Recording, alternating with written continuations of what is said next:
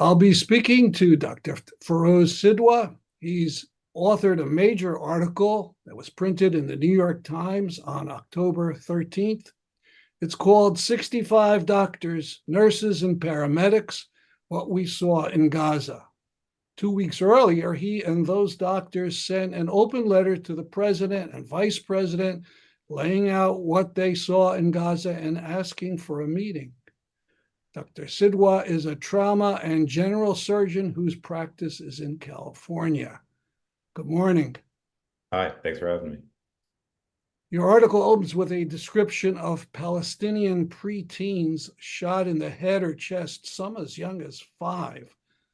One can perhaps understand children injured accidentally in bombings, but why would so many children be killed from one shot to the head? Yeah, I just want to make sure everyone understands what we're trying, or what I was trying to argue with that. I'm not a war crimes investigator. I can't tell you why on a specific day a specific child got shot in the head. I'm a doctor. I'm in the trauma bay waiting for people to come in when they've been hurt. But when I was there, I did on average see a kid shot in the head every single day. So, I was there for 14 days, and I saw 13 kids who had been shot in the head when I was there. So when I came back, I honestly didn't. Number one, it's hard to like keep track in your head of like, okay, it's Tuesday. While I've been here, I've seen 3 kids shot in the head. Now it's Thursday. I've seen 5 kids. Your brain, or my brain at least, doesn't work that way. But I kept the journal while I was there. And it certainly made an impression on me because it's, you don't see kids shot in the head that often. I'm a trauma surgeon in a very violent part of the country, in the United States, I mean, but you don't normally see that many kids shot in the head, obviously. But I just assumed it was my experience there. It probably didn't generalize. But then I got back and this is the story I told at the beginning of the Times piece. It's true. It's not invented. I got back and I went to a conference, and I met an emergency room doctor, and I just casually said, I couldn't believe how many kids I saw shot in the head. And he said, oh yeah, me too, just every day. I said, oh, okay. Well, that's 2 of us now. And he was at a different hospital at a different time than I was. So I'm like, okay, well, that's strange. So then I got the idea to look into it. And that's where our first open letter to the Biden administration came from. That was sent on July 25th, if I remember right, whatever the day after Netanyahu's, if you want to call it a speech to Congress was. And so out of that, I started to realize that actually a lot of people saw kids shot in the head on a daily, on a regular, if not daily basis. And that's a pattern, right? So the New York Times opinion editors reached out to me, and their visual opinion team reached out to me and said,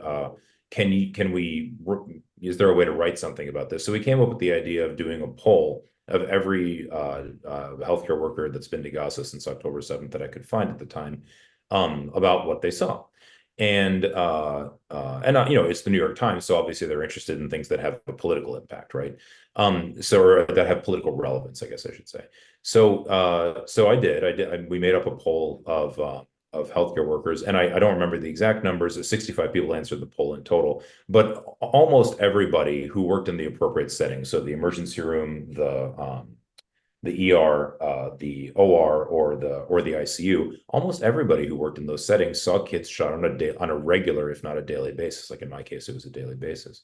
So that's a pattern. It's not an issue of this kid was shot in this way. This kid, it's just this many kids coming in with single gunshot wounds to the head or chest, or in some cases, gunshot wounds to the head and the chest. That is a pattern sustained over a year throughout Gaza, in the catchment area of almost every hospital in Gaza, anytime an international healthcare worker was around. And it's that pattern that I interpret to be as evidence of violence being deliberately directed at children. I have a very hard time, like I was on a podcast with a guy named Noam Dworman 2 days ago now. And he's an honest fellow, but he describes himself as being pro-Israel, which is fine. And he said, well, isn't it possible that some of them were shot by? I said, yeah, no.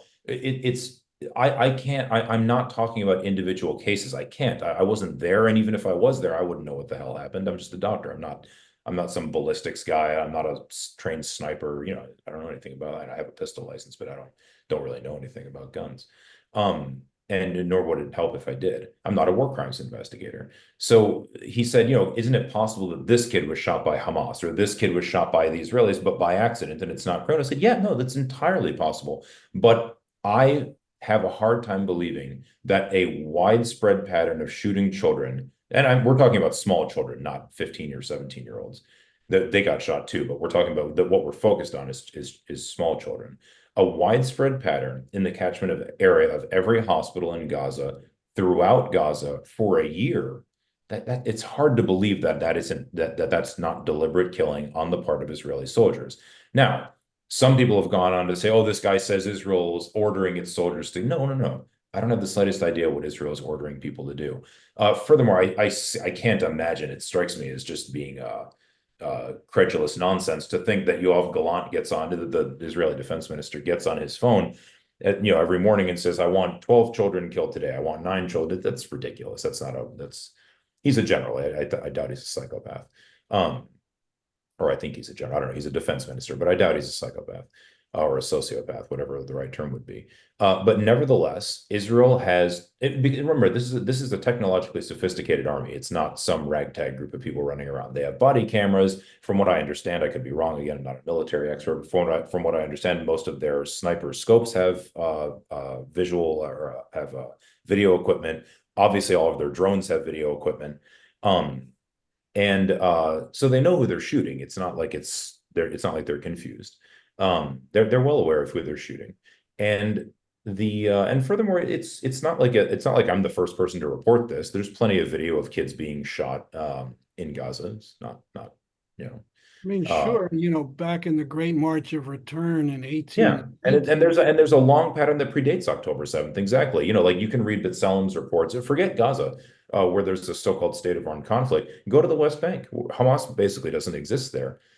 You can read B'Tselem's report called on what they call the open fire policy in the West Bank, where they say, I can't remember the exact words. I read it a long time ago, but the words are something like, the Israeli military takes no action against soldiers who wantonly and recklessly fire into civilian communities, even when they kill children. It's not hard to understand, and this isn't new. It's just not. And the Great March of Return is something that I am. It's hard to. I think people who want to see the level of brutality that existed in Israel especially towards Gaza, really towards Palestinians in general, before October 7th, really should read the UN's report about it. Israel lined up. Now, in this case, we know exactly who shot who, because it wasn't, like I said, it wasn't a state of armed conflict. The first, I can't remember exactly, but I think about the first 6 months of the Great March of Return, the UN report on it describes it as literally being a festival.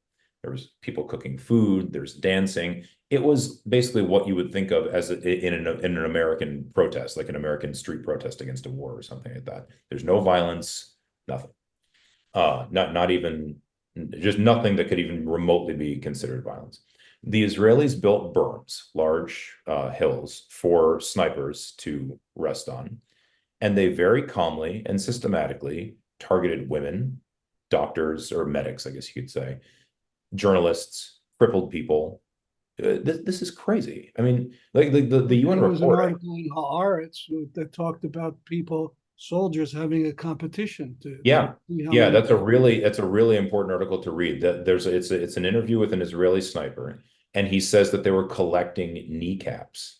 Yeah. So, in other words, we were shooting people. The goal, and again, ordered and not ordered, who knows? But this is what they were doing, and they did it for years continuously. So it's hard to believe that it wasn't policy. Even if the policy was just to allow them to continue what they're already doing, that's the same thing as making policy. Former New York Times reporter Chris Hedges back in 2001 wrote a piece in Harper's, talking about how the Israeli soldiers would shoot kids for sport. So this is well, I'll tell you a story. When I lived in the West Bank for about, I can't remember if it was 6 or 8 weeks now, but in 2005, the summer of 2000, sorry, 2006, the summer of 2007, 2006 or 7, doesn't matter. early in the 2000s. And I lived with a Palestinian family, the Abu Hashash family. Musa was the dad. Musa was uh, a field worker for B'Tselem. And the Fawar refugee camp was here, Route 6 was here, and his family lived on the hill across from Fawar. So his kids would walk down the hill every day, walk across the Route 6 and go to school.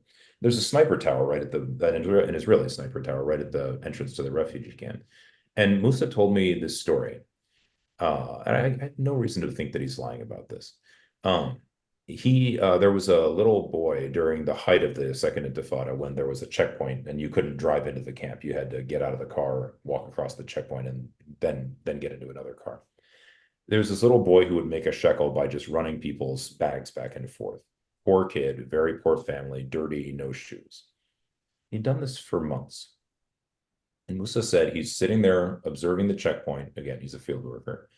This is the checkpoint that his children have to walk past every day to go to school. And he sees an Israeli soldier up there. Guy just walks down, gets down on a knee in the middle of the day. It's not nighttime. Place is full of people. Just gets down on one knee and blows that kid's head off. That is pretty extreme. Now, that's one case. We can't generalize on one case, obviously, but the point is that this is hardly new. It's very, I don't mean to, the reality of how Israel I always want to emphasize, this is my concern is not what Israel is doing. My concern is what the United States is doing by backing Israel. What the US and Israel have done to the people of Palestine is really not widely appreciated in the level of brutality and often sadism that's gone along with it. There's many. It's not. I don't want to pretend that I'm some historian talking about like individual historical events. That's ridiculous. There are plenty of professionals, human rights groups, UN investigators, Israeli human rights groups, especially Israeli human rights groups, academics. There's no shortage of these people. Professionals who dedicate their lives to understanding these things who have come to the same conclusions. So, I'm not, in other words, I'm not trying to construct my own understanding of this. I'm going with what is well known and well understood. It's a very brutal history. So the fact that you're saying, or like you're implying, the fact that Israeli soldiers are shooting children in Gaza is actually not that surprising. And that's probably why I just wasn't that shocked by it when I saw it.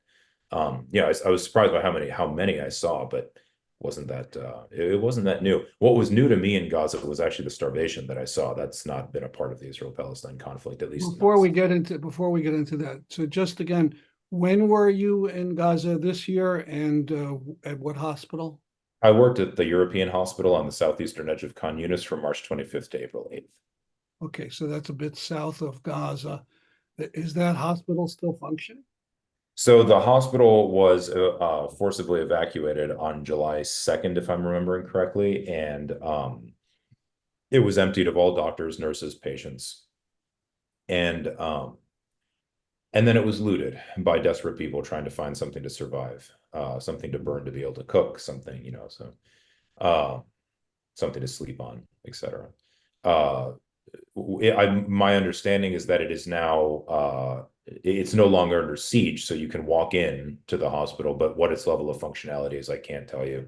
I know most of the equipment was destroyed and things like that. So it's every time it's really important to understand, if you like I'm at my hospital right now, if a military were to come here, lay siege to the hospital, destroy the place, we actually wouldn't reopen it until it was actually fully stocked.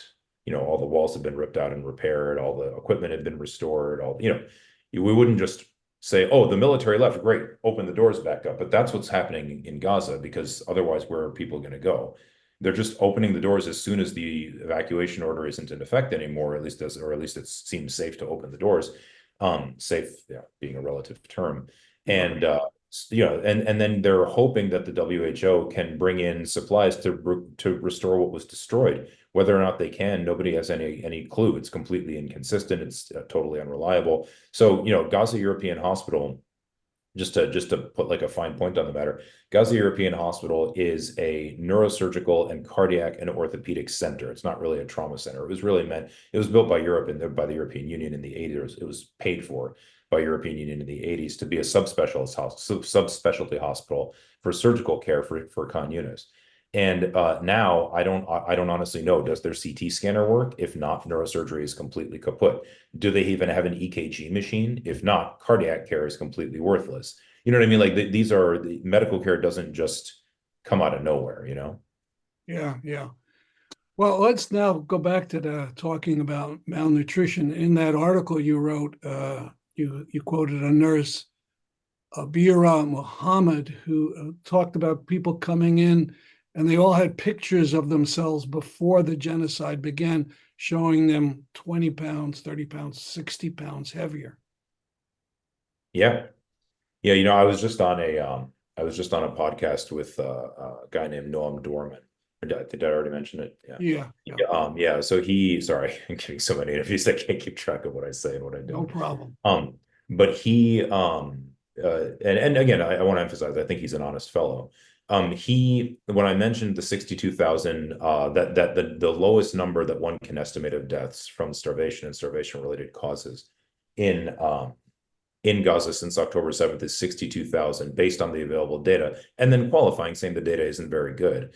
But so the point I was trying to make when I said that was that it's very scary to think that we don't even know if we're starving tens of thousands of people to death or not. We can't even figure that's how bad Gaza is right now. We don't even know if that's going on. He thought that was just an utterly and totally ridiculous statement. How could you possibly say that tens of thousands of people are starving? There's no pictures of people that the internet isn't flooded with pictures of starving like they were in Ethiopia or in Biafra or, you know, so I tried to, I couldn't get through him with that, but yeah, basically everybody that we saw was acutely malnourished. And it's important, I think with sometimes lay people, and I don't mean this to be condescending, but sometimes lay people think that they know something about how the human body works.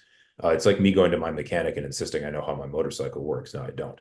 I can read something on the internet. Oh, the tires feel squishy. I can say stupid shit like that. Excuse me, stupid stuff like that. But it doesn't have any connection to reality. The mechanic knows what he's doing. I don't. And the same is true of medical care. And furthermore, even within medicine, it's highly specialized. Like I don't know very much about neurosurgery. I'm a trauma surgeon. I can do a craniectomy if really pushed, but that's it. Neurosurgery is extremely sophisticated. I'd never trained in it.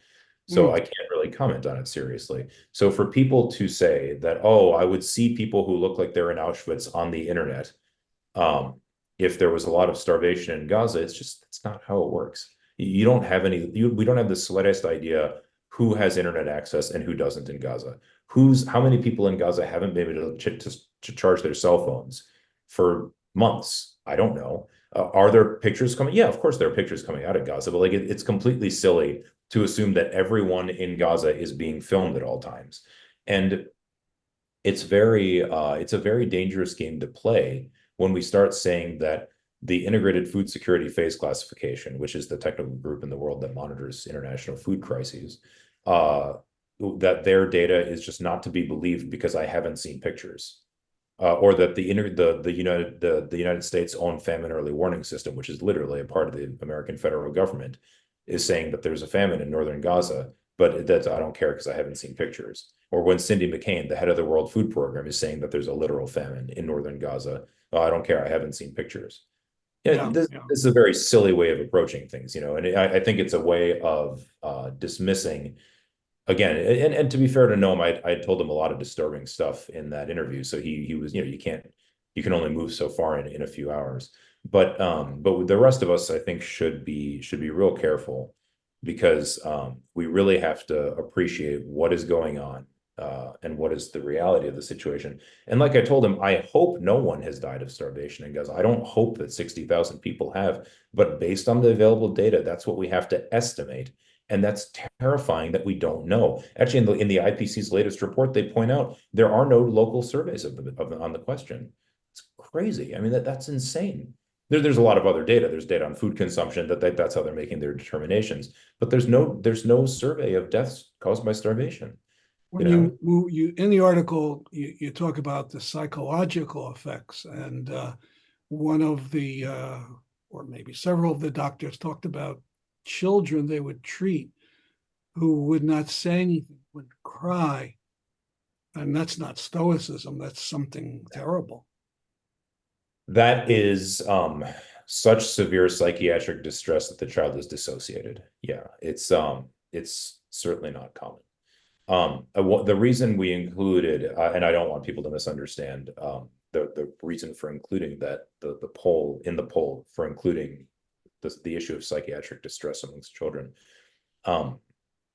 Again, we're physicians. We don't, I do have a master's of public health from Harvard, but that doesn't make me some kind of public health expert. It just means I can read the literature and understand it.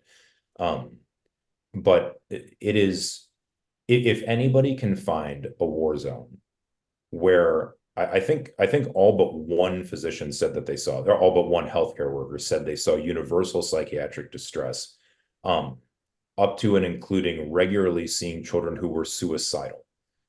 And again, we're not talking about teenagers. We're talking about preteen children. Preteen children, unless they already have baseline psychiatric disease, that's not a thing. Preteen children are not suicidal. Have you ever met a preteen child who didn't have an established psychiatric diagnosis, like schizophrenia, for example, who was suicidal? Have you ever even heard of one? No. I've been in some pretty tough places. I've never seen children suicidal in my life. The point of it is that it speaks to the extreme level of what has been done to the society of Gaza, that this is the effect that it's having on children. I mean, even before the genocide. Oh yeah, no, it was starting well before. Yeah, so starting after kids had gone through one war after another, and what did it do? Yeah, so when I give talks on this, and I usually give like 1 or 2 talks a week about this now in the Bay Area, because I live east of the Bay Area.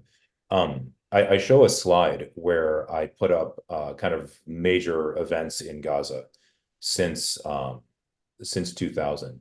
In 2000, let's see, 4, I think, is when the Israelis redeploy outside of Gaza. Redeploy the military and remove the settlers from Gaza. In 2005, I think, Hamas wins 2006, yeah. Hamas wins the Palestinian Legislative Council elections, and a blockade is immediately instituted. In 2007, or excuse me, a closure is immediately instituted. In 2007, Hamas preempts the U.S.-Israeli Fatah coup against Hamas.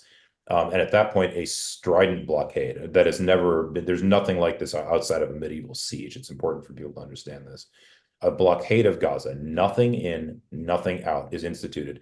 And just the next year, 2008, so I can't do the math, but 16 years ago, in 2008, Mary Robinson visits Gaza, and she says their whole civilization has been destroyed. I'm not exaggerating. It's unbelievable that the world doesn't care about this while it's happening. This is 2000, though that was a direct quote. I'm almost sure it's verbatim. That was 2008. And since then, and again, it's not just one lady's observation. It's there. You can read any number of reports you like. Lady who had been the president of Ireland. She was a president of Ireland. She was one of the respected elder state. They call them statesmen, not statespeople, but one of the respected elder statesmen, along with Jimmy Carter, Archbishop Desmond Tutu, some other people. And you got to remember, half of children and half of people in Gaza are under the age of 18. Most of them were born after the blockade. Wow, yeah. It's really wild. And I've put up a list on that slide that I usually show. I put up a list of the named Israeli operations, meaning military attacks on Gaza. Just since 2004, it's an insane. I think I don't remember the exact numbers, so forgive me if I'm wrong. I think it's 12 or 14 attacks. It's outrageous. And then, I was at, I can't remember where I was now, but there's one in 2023, and it was called, oh gosh, I can't even remember. Operation Arrow something. I don't know, but it doesn't matter. But it said 2023 Operation whatever. And somebody said, well, it's not really fair to put up the attack, the counterattack after October 7th on that slide. And I said, well, it's interesting that you're saying that that's not the attack on after October 7th. That's an attack on Gaza in May of 2023. And you've obviously never even heard of it. Yeah. I don't, it was probably in the back pages of the news somewhere, but unless you're doing a fanatical research project like me in your spare time, you're not even going to know about it. If you didn't even know to look, you wouldn't find it. And to be fair to him, he was quite embarrassed, but he said, I'm sorry, I didn't realize that. But the level of depravity or deprivation, I guess is a better term, that has been imposed on Gaza is just totally outrageous. After Operation Protective Edge, Sarah Roy, which was 2014, Sarah Roy, who is certainly the world's leading expert on the Gaza Strip, she's the daughter of Holocaust survivors, if it matters. She's at Harvard Center for Middle East Studies. Right. The third edition of her book, The Gaza Strip, The Political Economy of De-Development, came out in 2016. But in 2014, she wrote the foreword to it, I think. I'm pretty sure this is in the foreword. But anyway, she wrote in that foreword that since Protective Edge, again, I'm quoting as close as I can remember, since Protective Edge, I have never seen such psychological human devastation as I see today in Gaza. And she goes on to say that hope for peace with Israel is rapidly dissipating. Hope for any kind of a future for the children of Gaza is rapidly dissipating. And she even goes on to quote I think it was an Associated Press journalist or somebody. They were hanging out in a cafe because there used to be 3 cafes apparently on the beach of Gaza that were quite nice and mostly for foreign journalists. And the journalist quoted I think a 16 or 17-year-old Palestinian from Gaza who came up to her and said, again, I can't remember the exact words, but said something along the lines of, you don't want to report what they were very angry. And they said, you don't want to report what's going on here. And the way she put it was because you don't want to ruin your reader's dinner. But here you come, meaning the journalist, she's talking to the journalist. She said, you come here and you look at the 3 cafes on the beach and you say, Gaza is full of life.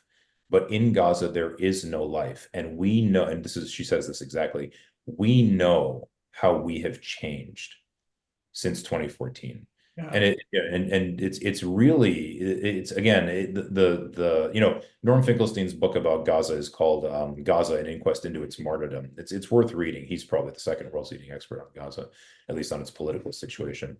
But he writes, or the first sentence of that book is, this book is not about Gaza. It's about what has been done to Gaza. And that's accurate. It's not, we're not talking about Gaza. Truth be told, I don't care I anything know about your that. time is limited, and Sorry, yeah. I want to ask about supplies, and then I want to ask about official reaction to your article. So a Dr. Mark Perlmutter, who was also in Gaza, said if it wasn't for the medical supplies that we brought there would have been none to use. He means that literally? Yeah. I mean, I'll when I was going, so when we went, the Rafah, Mark and I were there at the same time. When we went, the Rafah crossing was still open. That's the crossing between between Gaza and Egypt. So we went, and when you crossed over the Egyptian border, you could just take any amount of stuff that you wanted and pretend it was your personal luggage. And that way it didn't have to be inspected by Israel. Israel would only inspect trucks that would come in, meaning lorries, like 18-wheelers. And so we took hundreds of pounds of stuff. I think he took about 700 pounds of orthopedic implants. I brought a wide variety of surgical and medical equipment, or not equipment, but supplies with us. Just basic stuff like gauze. Like the doctors that were in the hospital before me said there was no gauze, so I brought tons of gauze. Not literally tons, a lot of gauze. Right. And we had to fly this stuff on British Airways. Like, it's not efficient, I think it cost like $1,000 just to take just to move the stuff. But that's how it works, so we could get stuff in that way. And after about a week or so, most of that stuff was gone. And then we just worked with what we had left, which was very, very minimal. But more importantly than or not more important, I guess, but something that people should understand, though, is now Rafah's gone. The Rafah crossing is closed, and I believe it's actually been physically destroyed. And So now any healthcare worker that goes through Israel. They fly to Amman, Jordan. They go across the Allenby Bridge into the West Bank. Then they go into Israel. Then they go to Gaza. I think they cross through the Kerem Shalom crossing. But the Israelis will not let you take anything with you except your personal needs. So you can take some clothing. You can take they go to the ludicrous extent, and this is uniformed Israeli security people enforcing these decisions, which just tells you how worried they actually are about real security. They go to the absolutely absurd extent of weighing the amount of food that you've brought for yourself. I believe the limit is 3 kilos, and it can't be 3 kilos of the same thing. It has to be 1 kilo of different. This is completely absurd. This is what people have told me that have come out. They go to the insane length of, if you you just went to CVS and you brought some Tylenol. So if your back pain flares up, you can take some Tylenol. They'll open it and count the number of pills and say, no, you only need this many pills for yourself, so you can't take these are the security threats that Israelis face. Well, okay, you see what I mean? Like, it illustrates how absolutely ludicrous the claim of security concerns is. But Okay. so now you just can't take anything, and so now there really isn't much in the hospitals to work with at all. So your article appeared in one of America's most famous newspapers, and it's been online for over a week. So have you gotten a response from the White House or from prominent politicians? Not one. I was interviewed by CNN about it, and it wasn't an oppositional interview. Actually, it was a very straightforward. The journalist really comported herself with a lot of respect, or a lot of integrity, I should say. I was very impressed by that, and MSNBC has reached out for an interview, so I'll be on there either Saturday or Sunday. But no, still no response from the White House. A lot. Any senators or congresswomen? I have not received any reach out, any outreach from any senator or congressperson. I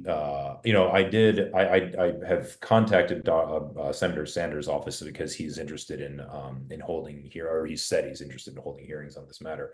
And I told him that people who signed the letter are ready, willing, and able to testify as to what we saw in Gaza. I didn't receive a response from that, but I'll probably just try again, because I would imagine if they're serious about it that they would want. So it doesn't have to be me. I'd What about the State Department? Did the State Department? Nothing. What about the U.S. Office of Global Criminal Justice, which is Zero. supposed to be I can, no matter who you're going to ask about, the answer is no. So, and that's yeah, no, I think it's pretty shameful, honestly. I can't, I know I have on good authority that sorry, I have on good authority that my open letter to the administration has been physically handed to Kamala Harris and what's her running mate's name, Waltz or something. Yeah. Yeah. I don't know if it's been, I can't tell you if it's been given to Joe Biden or not, but I gotta be honest. I don't, if they would meet with us, that would be great. I mean, it would lend, it would be good to tell Harris and Biden what we saw, but I have to be honest, they already know. It's not like they don't know what's going on there. The point of meeting with them is to point out that, look, now you definitely know. You can't claim otherwise. You're hearing it from an American, from multiple Americans. Like, I always figured if we had a meeting, it would be me, Adam Homowy, who is a lieutenant colonel, or no, sorry, I don't want to know. Never mind, scratch that. He's a veteran. He's widely crowded. Can't remember his rank, so I guess I shouldn't say it. But he's a retired Army officer, a physician in the Army, and he's widely credited with saving Tammy Duckworth's life when she was in Iraq. He's Egyptian. He's not Palestinian. Somebody might say they're all the same, but that's we can only accept so much racism in our lives. And me, or again, somebody else. I'd be more than happy not to meet these people. I've never thought much about it. Just for the record, was there a response from the White House to your open letter on October 2nd? Nothing. There was also no about the American Medical Association. I didn't send it to the AMA. But they can read a newspaper. They probably, I would assume they can read a newspaper. Yes. No, I have not received a response from the AMA. No, but again, I didn't send it to them, so I don't know if that's a fair thing to ask. I got be happy to. As we end, let me switch gears. Have you gotten support or inquiries from groups or journalists that heartened you, that surprised you? Yeah, actually, so not that surprised me on an individual level, because I think most journalists are pretty honest, and they know what's going on. The CNN journalist that interviewed me the day before yesterday, or actually yesterday morning, I can't remember now. She's worked in Gaza, so she knows what it is. She's not confused about these things. And I've been contacted by, I don't think I'm exaggerating if I say dozens of journalists from the BBC, the Independent, the Guardian, the New York Times, the Washington Post, Politico. I think those are the ones I can think of off the top of my head. Asking about this exact information, and this was all before the New York Times article. This was just after the first open letter that we sent. And all of them were pretty frank. They said, "Look, we want to publish on this because it's so important, but we need." You would, meaning I, they said you just wouldn't believe the level of evidence that our editors are demanding, because everybody knows how much flack they're going to get for anything like this, which is why the New York Times is so fanatical about the fact checking process, like they should be, and like I was grateful for. So they're in a tough spot. The news is what it is. The corporate news is what it is. Well, thank you so much for this interview. No, thank you, sir. Please keep up the good work. It's important that we all talk about these things and that we try to address them as best we can.